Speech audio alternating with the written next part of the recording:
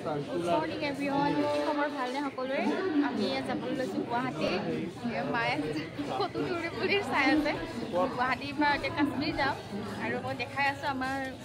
জাৰ্নিটো ব্লগৰ জৰিয়তে প্লিজ আপোনালোকে মোৰ চেনেলটো সাবস্ক্ৰাইব কৰি দিব নাপাহৰিব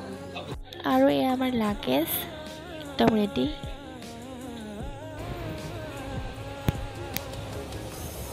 আৰু সেইজন কোন নাজানো পুৰা টোপনি লাল কাম এফালে আমি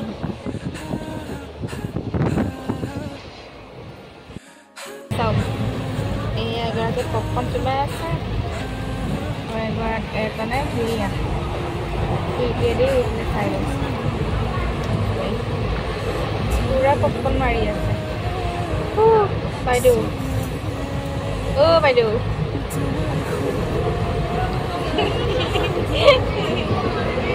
ট্ৰেইনৰ হৰহৰণি সপ্তাহ একোকে নহ'লে সেইকাৰণে মই আকৌ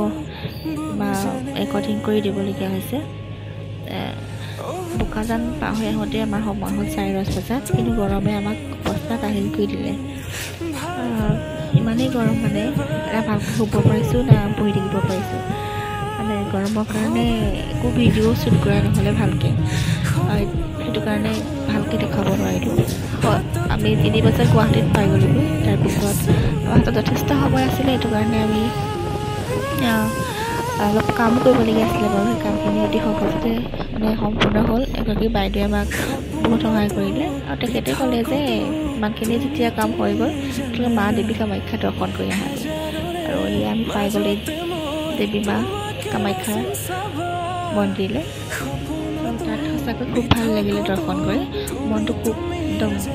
ভাল লাগি যায় মানে সঁচাকৈ দেই মানে এটা অদ্ভুত শক্তি আছে ইয়াৰ